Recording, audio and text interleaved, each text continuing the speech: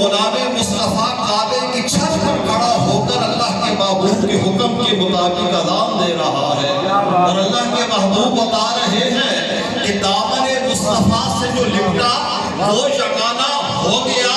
جس کے حضور ہو گئے اس کا زمانہ ہو گیا، جس کے حضور ہو گئے اس کا زمانہ ہو گیا۔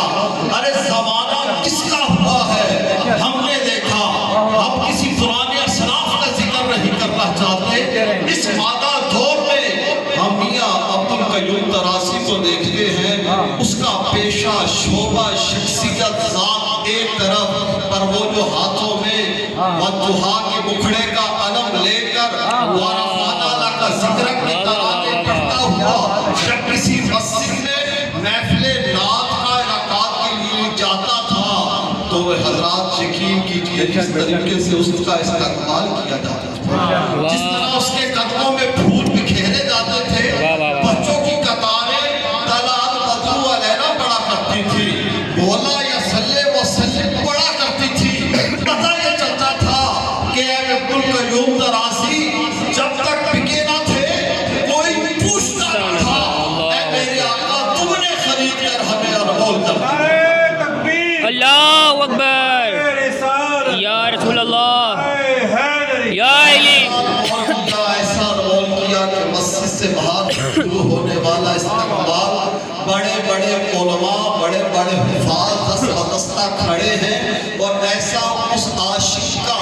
استقبال کیا جاتا تھا۔ اس کے پاس کیا تھا؟ ایک دولت مصطفیٰ تھی،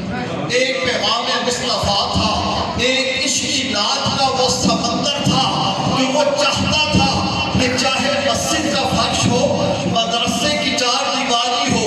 یا کسی بھی گھر کی غربت کو اس نے نہیں دیکھا، جس نے بھی صلی علی نبی نہ پڑھا وہ شخص عبد القیوم طراسی کی آنکھوں کا تارا بن گیا۔ واہ واہ واہ واہ واہ، جس طرح بے شک جی، بغیر کسی فرق کے امتیاز کے بچوں کی حوصلہ افزائی کی گئی۔ ہم اسٹیجوں پہ لگتے ہیں، ہمیں پتہ ہے کیا کیا معاملات ہیں، کیا کیا حد تلفیاں ہوتی ہیں، لیکن ایسا مرد کلندر کہ اس شخص کے لیے بھی کھڑا ہوا ہے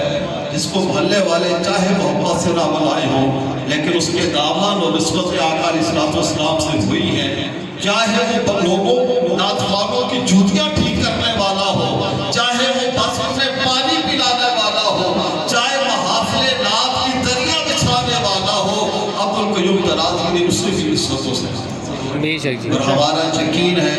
کہ جس نعت کے پرچار کرتا ہوا وہ شخص اس دنیا سے گیا ہے جو غلامی رسول میں موت بھی قبول ہے، جس کے لبوں پر آخری سزا ہو اور مالکوں نے وہ سزا قبول کی ہے، آخری حاضری بھی اس کی محفل نعت کے اندر ہے، باوضو حالت میں وہ جن آقاؤں کے دربار میں پہنچا ہوگا تو یقین ہے کہ مجھ سے خدمت کی قدسی کہے ہاں اللہ، تو فرشتے کے امام احمد رضا